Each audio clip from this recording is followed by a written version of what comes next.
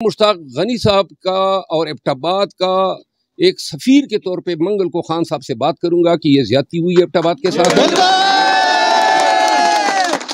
और इंशाल्लाह एबटाबाद को अपना हक दिला के रहेंगे।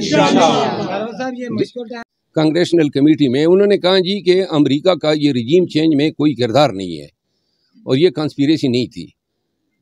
ये साइफर जो मंदरजात हैं वो दो फिक्रों में हैं कि खान की हुकूमत को चलता कर दे वरना नताइज के लिए तैयार हो जाओ। ये साइफर के कंटेंट्स थे जो पाकिस्तान के उस वक़्त के सफ़ीर ने डोनाल्डो को कोट करते हुए अमरीकी पैगाम दिया।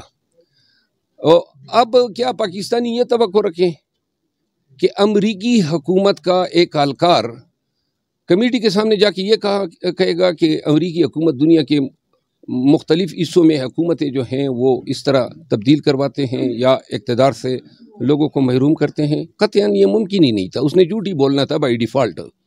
और हमेशा से ये अमेरिका को तो छोड़े, पाकिस्तान में भी अगर किसी सरकारी ये रिटर्निंग ऑफिसर्स को बुलाएं जिन्होंने हमारा मैंडेट चोरी किया है, ये अदालत में खड़े हो कि इन्होंने इलेक्शन कमीशन में जितने रिटर्निंग ऑफिसर आए सब ने झूठ बोला कि जी फॉर्म 47 जो हैं वो जेनुइन नहीं है।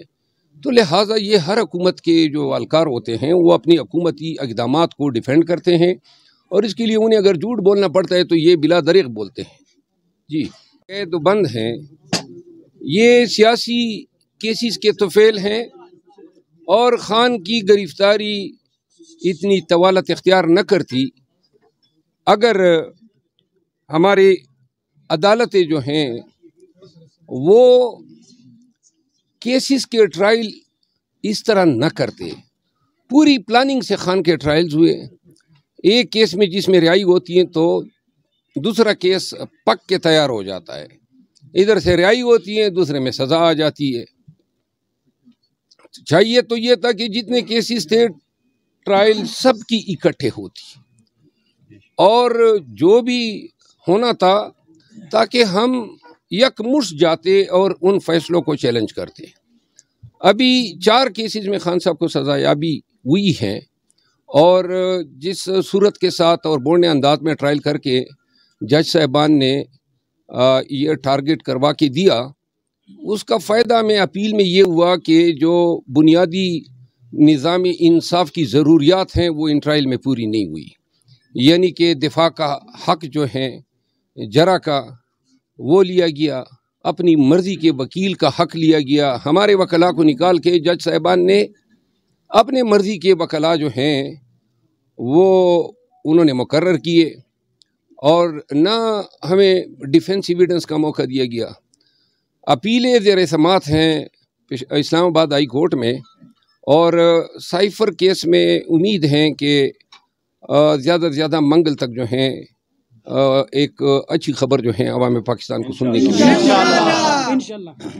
इसी तरह दीगर केसेस जो है वो भी इंशाल्लाह ईद से कबल हमें यकीन है। लेकिन साथ में पाकिस्तानियों को आगाह कर दूं कि अभी उन्होंने अलकादिर ट्रस्ट केस जो है बड़ी तेज़ी से चलाना शुरू कर दिया है और मुहर्रिक पीछे यही नज़र आ रहा है कि अगर इन केसेस में खान की रिहाई हो तो अलकादिर ट्रस्ट में सजाया भी हो जाए ताकि ईद से पहले खान की रिहाई मुमकिन ना हो। हमने खान साहब की बेल लगाई है और उम्मीद है कि अलकादिर ट्रस्ट केस में खान साहब की जो है बेल हो जाएगी। अभी ज़रा मुझे काइंडली अभी हम जो सबसे बड़ी हमारी अवलीन तरजीह है खान साहब की रिहाई की और खान साहब सियासी केसेस में महबूस है। और ज़रा प्लीज़ मुझे बात करने दें सर, आप ज़रा खामोश रहे प्लीज़। मैंडेट की रिकवरी के लिए हमने एक प्लान मुरतब किया है एजिटेशन का, डेमोन्स्ट्रेशंस का, और पहले मरहले पे 30 मार्च को इस्लामाबाद में एक अज़ीमुशान जलसा होने जा रहा है जिसके लिए हमने हुकाम को दरख्वास्त भी दी और हमारा मैटर अब हाई कोर्ट में दोबारा जा रहा है और इंशाल्लाह मंगल बुध तक यह फ़ैसला हो जाएगा इंशाल्लाह। हमें कभी यकीन है बुनियादी हक है आर्टिकल 16 आईन पाकिस्तान के तहत, आर्टिकल 17 आईन पाकिस्तान के तहत और आर्टिकल 4 के तहत कि अवाम जो हैं वो जिस सियासी पार्टी से वाबस्ता हो, अगर वो पार्टी कोई एहतजाज की कॉल देती हैं तो एहतजाज करना बुनियादी काय है। और ख़ान साहब से भी गुफ्तगू शुनीद में कि ये ईद के बाद दोबारा दूसरे मरहले में देखेंगे कोई रिप्लेसमेंट्स होगी, कई एक वजारत वज़ीर आला साहब के पास हैं तो इंशाअल्लाह जो है आपको नज़र आएगा कि इब्तिदात की आवाज़ को सुना जाएगा। दूसरी बात आपने कही कि सेनेट के इलेक्शंस हैं। मैं ये चीज़ कहना चाहता हूँ कि हम सबको पंजाब में, केपी में बिलखसूस सेनेट के इलेक्शन पे फोकस करने की ज़रूरत है। ये हमें रियलाइज़ होना चाहिए, बहुत सारे पैसे वाले आज़ाद हैसियतों में खड़े हैं और माजी में भी मैंडेट की चोरी इस तरह हुई है वोट ख़रीदने से। आपको इल्म है पाकिस्तान तहरीक इंसाफ के पहले भी 20 मेंबरान असम्बली ये भुगत चुके हैं।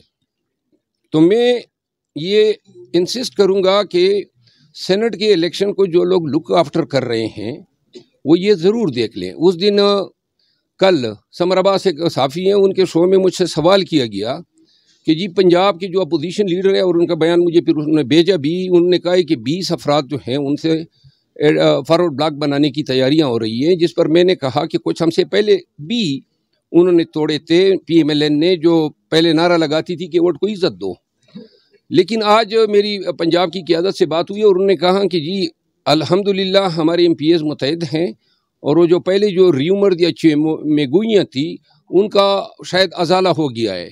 तो अल्लाह करे कि पंजाब में और KP में जो हमारे टारगेट्स हैं, कम से कम 2 सेनेटर पंजाब में और 5 जनरल में, 2 ख़वातीन में, 2 टेक्नोक्रेट्स में, 9 सीटें जो हैं हमें KP से मिलनी चाहिए इंशाअल्लाह।